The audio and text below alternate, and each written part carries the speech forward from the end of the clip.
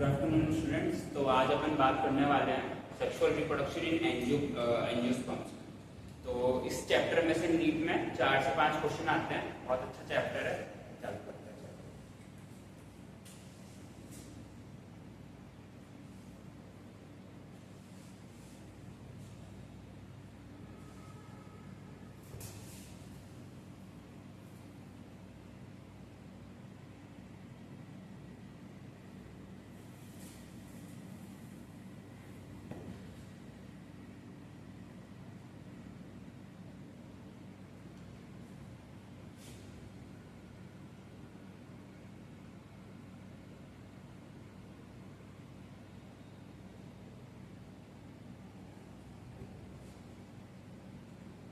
Sexual reproduction in angiosperm chapter चालू करने से पहले मैं आपसे एक चीज पूछना चाहता हूँ।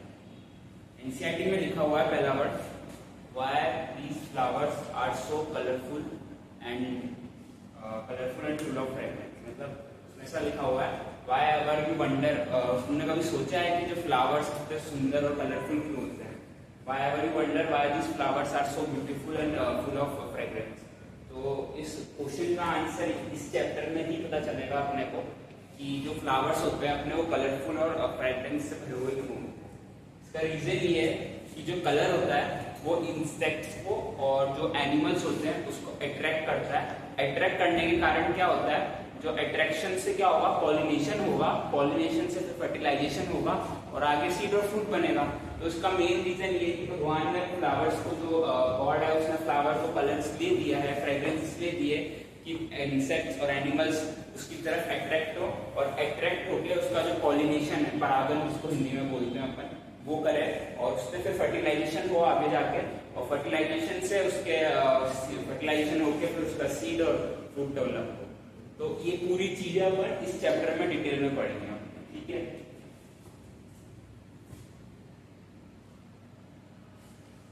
चैप्टर चालू करने से पहले कुछ जनरल इंफॉर्मेशन दे रखी है एनसीईआरटी में, वो बता देता हूँ। सबसे पहले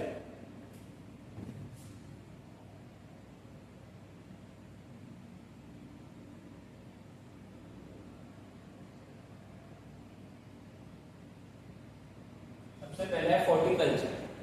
हॉर्टिकल्चर क्या होता है? Horticulture it is an science of cultivation, breeding, marketing of flowers.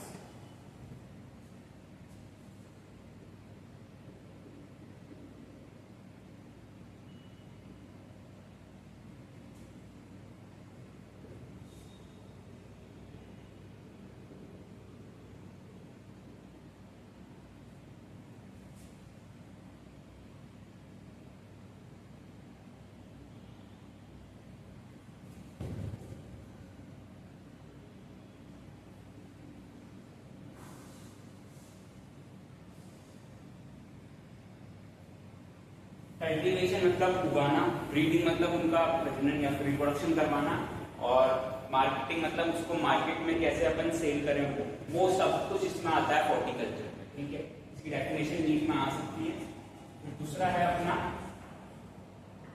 दूसरी चीज है flower is an object of cultural, social, ornamental, aesthetic and human feelings value. मतलब जो अपना फ्लावर होता है वो एक तो कल्चर्स वैल्यू का होता है, उसमें कल्चर्स जो अपना डिफरेंट कल्चर्स होते हैं उसमें फ्लावर को एक बहुत इंपॉर्टेंट मान्यता दी हुई है, बहुत इंपॉर्टेंस है। दूसरा रिलीजियस, उसमें हर मंदिर, दरगाह, चर्च में हर जगह जो फ्लावर होते हैं वो यूज होते हैं गॉड को देने के, उनके ऊपर चढ़ाने के लिए। फिर उसके बाद अपना ऑर्नामेंटल या फिर एस्थेटिक वैल्यू, कि कहीं भी शादी होती है, कोई भी प्रोग्राम होता है तो उसमें, या फिर घर को देख लो, आप गार्डन्स को देख लो, सजाने के लिए, एस्थेटिक उसको अच्छा दिखाने के लिए फ्लावर को यूज करते हैं अपन। और सबसे मेन जो फ्लावर की वैल्यू होती है वो होती है ह्यूमन फीलिंग से रिलेटेड। लव की फीलिंग हो, सैड, उसकी सोरो की फीलिंग हो, इस सब में फ्लावर को अपन एज ए मीडियम यूज करते हैं, शोनेस के लिए यूज करते हैं। अलग अलग कलर्स के सिंबल्स के हिसाब से अपन फ्लावर को यूज करते हैं as a feeling of love, sorrow, anger, या फिर कोई और सी जो भी फीलिंग है, ह्यूमन फीलिंग्स है, उसमें अपन फ्लावर को यूज करते हैं। तो इसको अपन लिख सकते हैं ऐसे,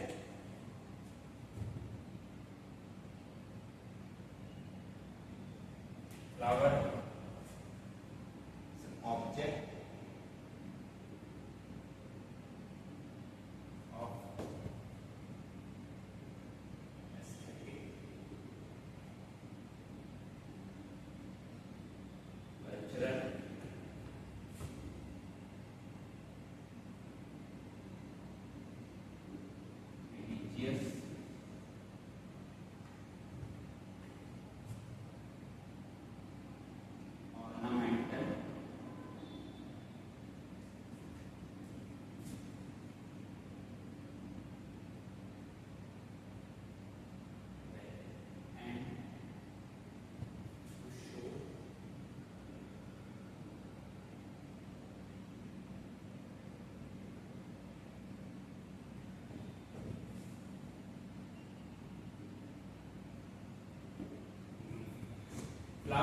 object of aesthetic culture religious ornamental value and to show human feelings.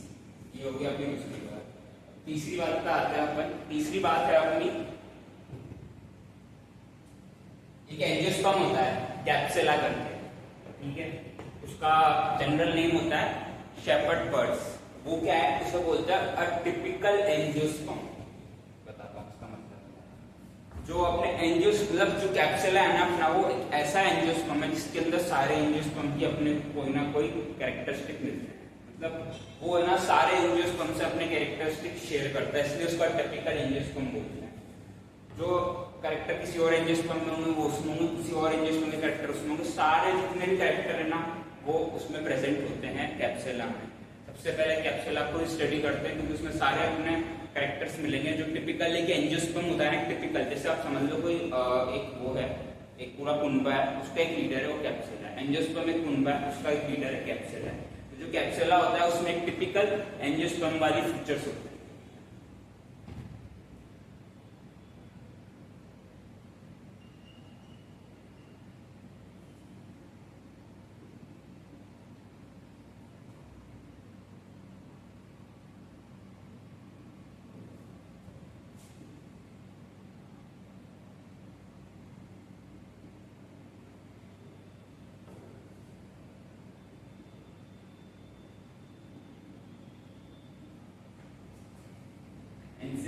NEET के उसमें भी इससे क्वेश्चन आ सकता है कि वो आ जाएगा क्वेश्चन बन के which of the following is a typical angiosperm. तो उसमें सारे नीचे ऑप्शन दे देंगे capsella, hibiscus, ginkgo, angiosperm any, gymnosperm है, या फिर चौथा ऑप्शन ले लो कोई सा भी प्लांट डाल देंगे। तो उसका आंसर क्या होगा, कैप्सुला। कैप्सुला इज अ टिपिकल एंजियोस्पर्म। फिर अपन तीसरी बात पर आते हैं, ये जनरल चीज है थोड़ी, इसमें आएगा अपन इस बात में है दो चीजें। चौथी बार बताऊंगा उसमें दो चीजें, मोनोस्पर्मिक प्लांट और अपना मोनोकार्पिक प्लांट और पॉलीकार्पिक प्लांट, ठीक है। ये थोड़ा अंडरस्टैंडिंग वाली बात है, ये थोड़ा समझना अच्छे से कि ये चीज पे जरूर क्वेश्चन बनता है। प्लांट्स दो तरह के होते हैं, एक होता है मोनोकार्पिक प्लांट और एक होता है पॉलीकार्पिक प्लांट। जो मोनोकार्पिक प्लांट होता है ना उसमें क्या होता है, उसकी पूरी लाइफ स्पैन है, मतलब उसकी जो पूरी जीवन चक्र है, लाइफ स्पैन है, उसमें एक बार फ्लावरिंग होती है बस जिंदगी में, एक बार या फिर 2 बार, उससे ज्यादा नहीं होती। उसके बाद वो मर जाता है, एक बार फ्लावरिंग करके मर जाता है पौधा, या फिर 2 बार, एक बार उसकी फ्लावरिंग वाला स्टेज होता है और एक बार वेजिटेटिव वाला स्टेज होता है, फिर वो मर जाता है। बेसिकली एक बार फ्लावरिंग होती है। तो उन प्लांट्स को अपन बोलते हैं मोनोकार्पिक।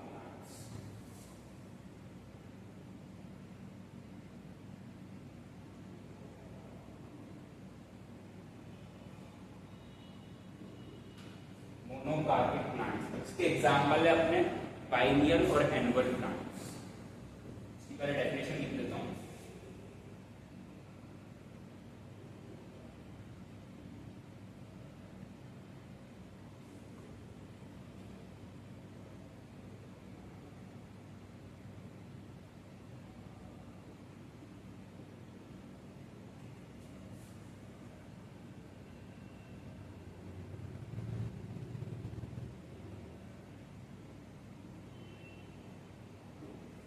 अपनी लाइफ स्टाइल में एक बार फ्लावरिंग करने वाले पौधों को बोलते हैं अपन मोनोकार्पिक, और इसके एग्जांपल है अपने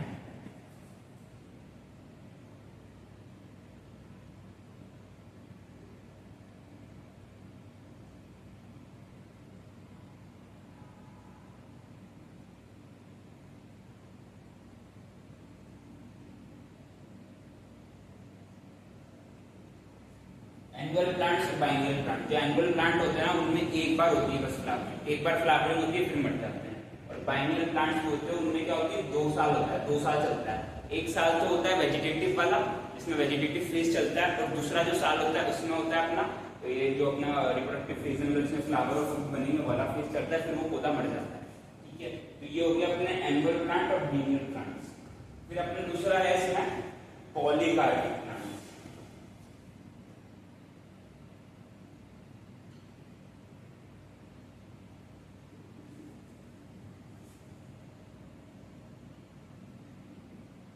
इनमें क्या होता है, इनमें जो फ्लावरिंग और फ्रूटिंग होती है ना वो कई बार होती है। उनकी पूरी लाइफ स्पैन में कितनी भी बार हो सकती है, 5 बार हो सकती है, 6 बार हो सकती है, 7 बार हो सकती है, कितनी बार, मैनी टाइम्स, जितनी भी तुम सोचो उतनी बार, कितनी बार हर साल हो सकती है ऐसे। इनको बोलते हैं पॉलीकार्पिक प्लांट्स।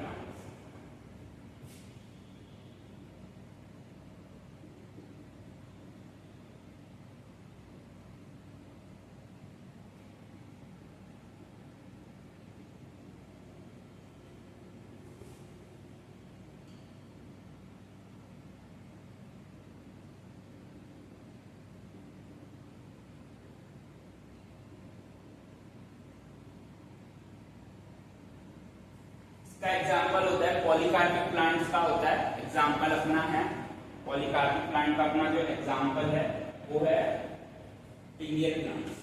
जो पेनियल प्लांट्स होते हैं वो होते हैं इसका example.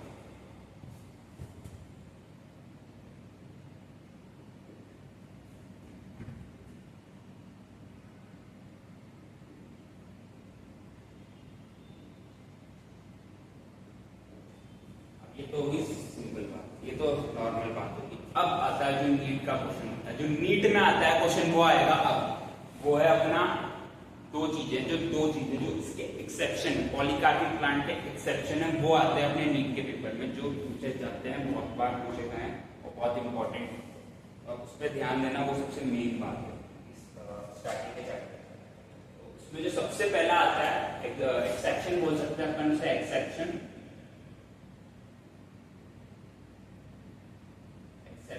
of polycarpic plants।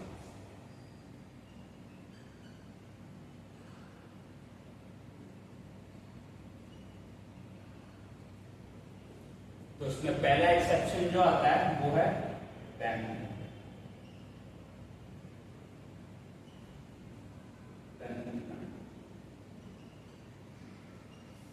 Bamboo plant में क्या होता है, जो फ्लावरिंग और फ्रूटिंग होती है ना वो 50 से 100 साल में होती है और एक बार होती है, पर जो पौधा है ना वो है पॉलीकार्पिक। पौधा जो प्लांट जो है ना वो तो है पॉलीकार्पिक, पर उसमें जो फ्लावरिंग हो रही है, फ्रूटिंग हो रही है वो 50 से 100 साल बाद होती है। मतलब समझ लो एक बैम्बू का प्लांट है, ठीक है, एक ही बैम्बू का प्लांट है, इसमें फ्लावरिंग हुई 50 साल पहले, 100 साल पहले फ्लावरिंग हुई। अब जो अगली फ्लावरिंग थी वो पौधा जिंदा रहा तो 100 साल बाद हुई, वैसे मर जाता है क्योंकि मोनोकोट रहता है, मोनोकोट की लाइफ स्पैन कम होती है डाइकोट से, मर जाता है। जिंदा रहा तो हो जाएगी, पर होती है एक बार लाइफ स्पैन में, पूरी वो 50 से 100 साल बाद होती है, ठीक है। ये तो वो अपना पहला एग्जांपल जिसको अपन बोलते हैं बैम्बू। अब इसमें लिखते हैं जो बैम्बू स्पीशीज होती है,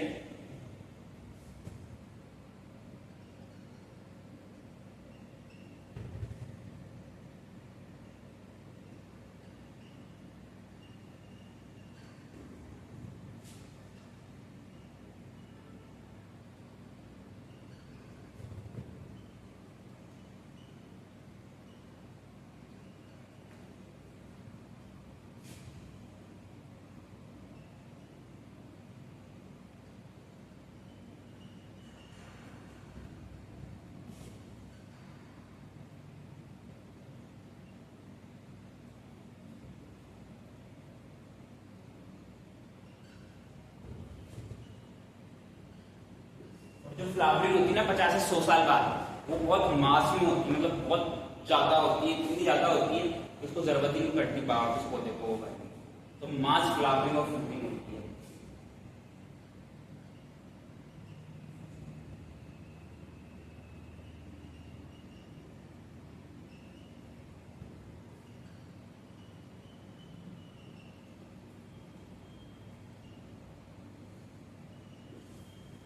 अब अपन दूसरे पौधे की बात करते हैं, जो दूसरा एक्सेप्शन है पॉलीकार्पिक प्लांट का, वो है अपना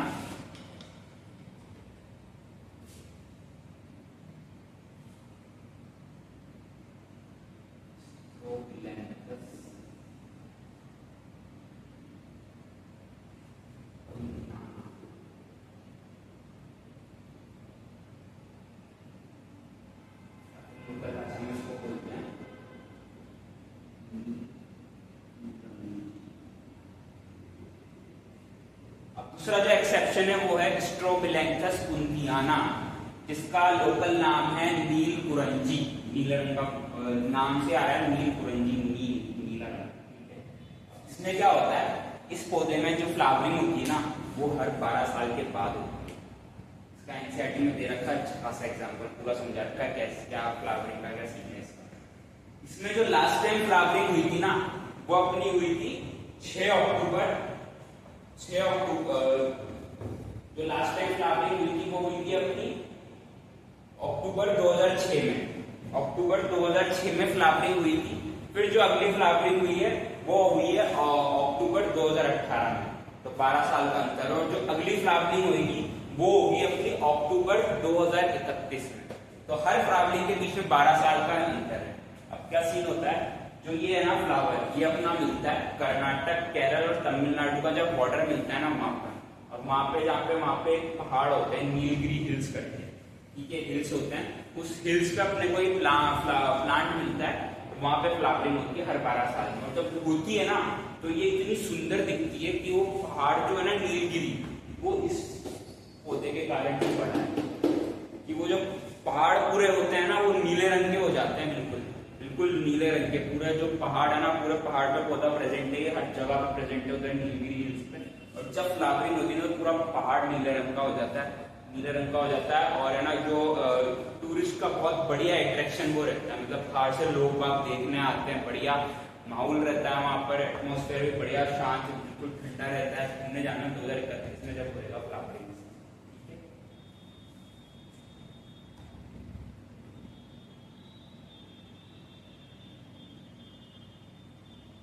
मैं लिख सकता हूँ flowering occur in every 12 years, या फिर flowering occur in break of 12 years, या फिर और भी कुछ है इसका कि जो flowering in every 12 years, flowering occur in every 12 years।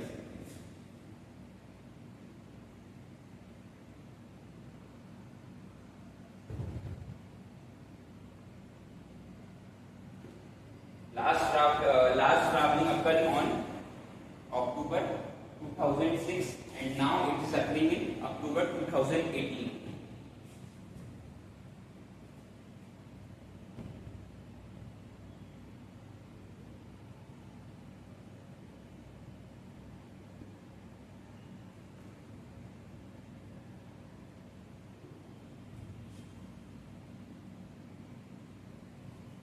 Last flowering seen in 2006 and then in 2018.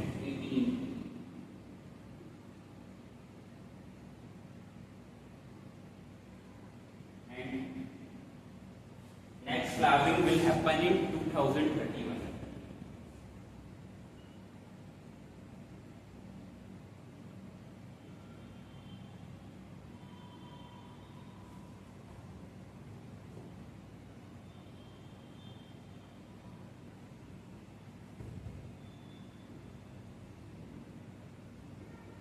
जो अगली फ्लावरिंग होगी वो 2031 को होगी। ये इसकी दूसरी बात हो गई। तीसरी बात इसकी जो मैं बताना चाहता हूँ वो है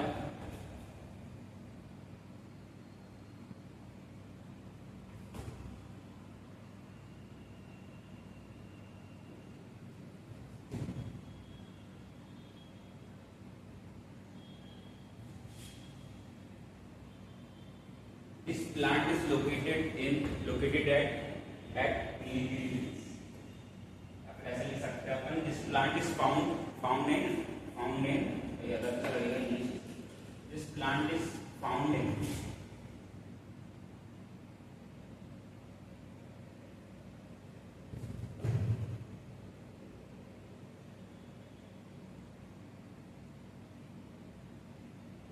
Nilgiri Hills and when flowering अकल जो मास फ्लावरिंग होती है then it turns that Nilgiri Hills into blue heaven।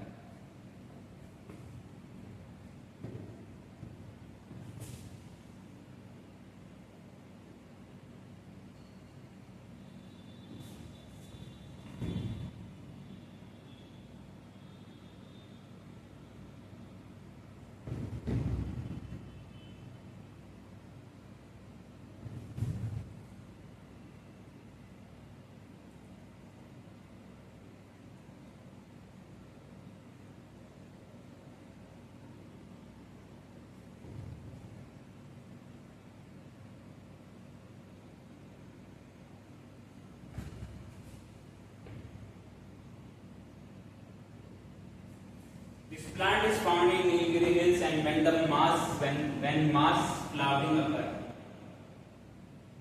flowering occur, it turns the green hills into blue hills.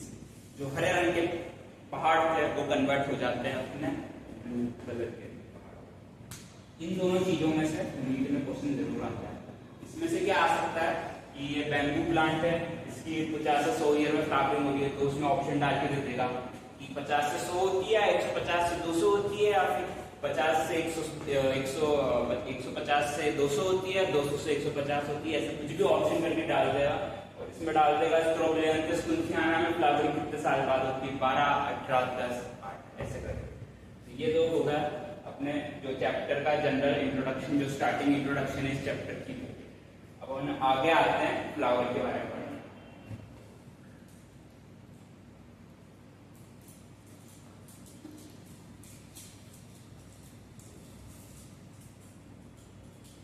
चलो फ्लावर के बारे में पढ़ते हैं।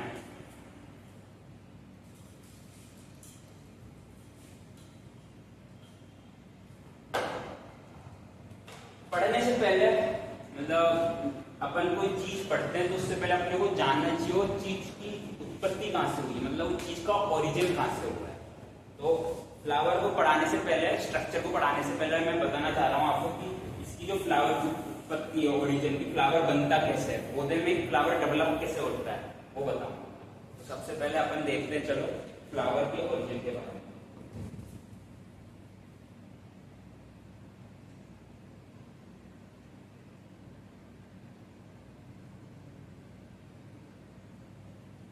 देखो सीन क्या रहता है,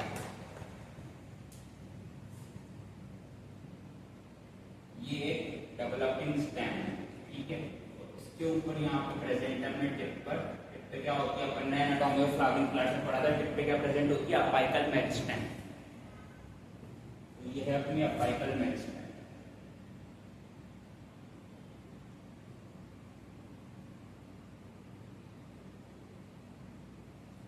क्या है, जो अपाइकल मेरिस्टेम है उसने नीचे कोई ना कोई पत्ती तो बनाई होगी, जो अपनी एक्सिलरी हो है उससे एक्सिलरी मेरिस्टेम से कोई ना कोई पत्ती बनाई होगी, तो नीचे लीफ प्रेजेंट है इसके बाद में यहाँ पर। अब इस लीफ के अंदर है ना एक हार्मोन मिलता है, इसका नाम होता है फ्लोरोजन।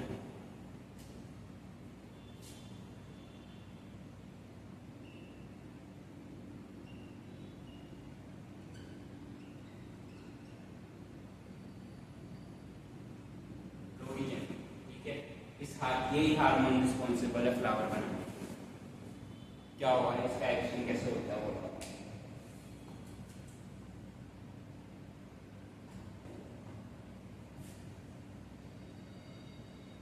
स्टेम है, लीफ है, लीफ में हार्मोन है। ये हार्मोन जाएगा अपाइकल मेरिस्टेम पे, शूट अपाइकल मेरिस्टेम पे जाएगा, अपने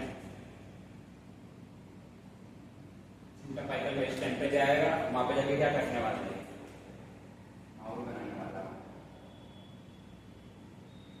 क्या करेगा, तो ये शूट अपाइकल मेरिस्टेम में इसको जाके कन्वर्ट कर देगा फ्लोरल मेरिस्टेम में।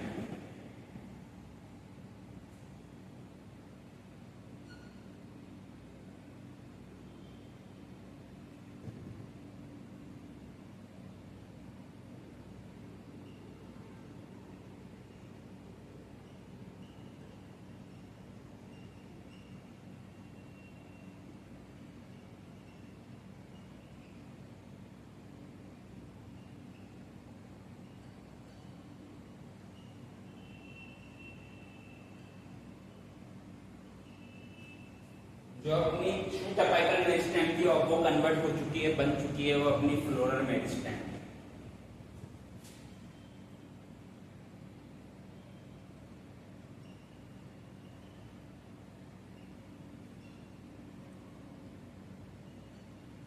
अब आगे क्या होगा, डेवलप होगा, आगे जो फ्लोरल मेरिस्टेम है वो आगे डेवलप होगी।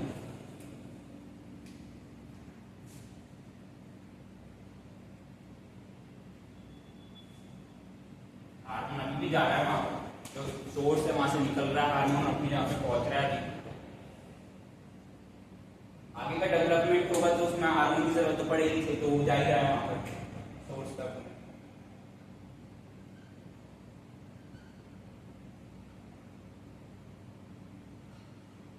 तो क्या होगा, मेरिस्टेम से क्या बनेगा, आगे डेवलपमेंट होगा तो डेवलप होगी फ्लोरल बड्स।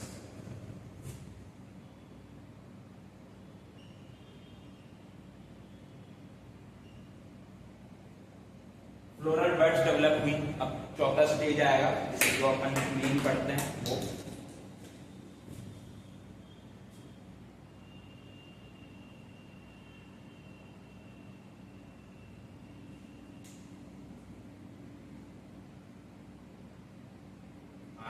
जा रहा है ऊपर, वहां पे जाके क्या कर रहा है, सबसे मेन जो चीज है ना वो बनेगी अपनी फ्लावर। तो अपना फ्लावर बनके तैयार हो गया। शूट अपाइकल मेरिस्टेम थी, वो कन्वर्ट हुई फ्लोरल मेरिस्टेम में, फ्लोरल मेरिस्टेम डेवलप हुई और कन्वर्ट हुई फ्लोरल बड में, और फ्लोरल बड आगे डेवलप हुई फर्दर और फ्लावर में कन्वर्ट हुई। तो मैं इस पूरी प्रोसेस को एक चीज समअप करके एक चीज बोल सकता हूँ कि जो फ्लावर का फॉर्मेशन होता है वो एक स्ट्रक्चरल और उसके साथ हार्मोनल चेंजेस के कारण होता है।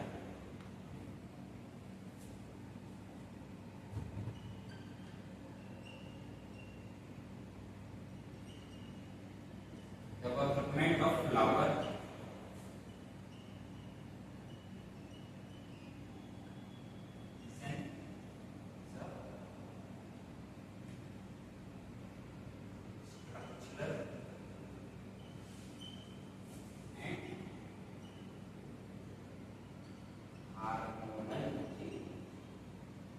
Development of flower is occur due to structural and hormonal change.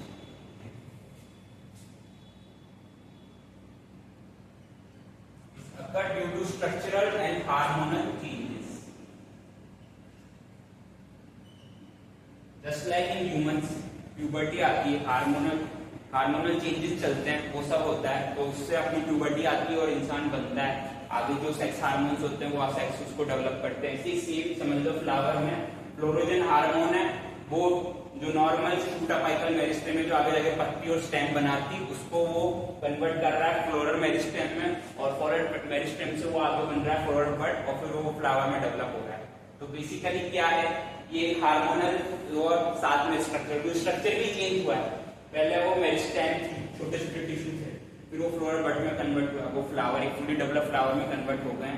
तो उसको अपन बोलते हैं पूरा ये टिपिकल एक फ्लावर का ओरिजिन मैंने पूरा बताया आपको अच्छे से कि फ्लावर कैसे बना है।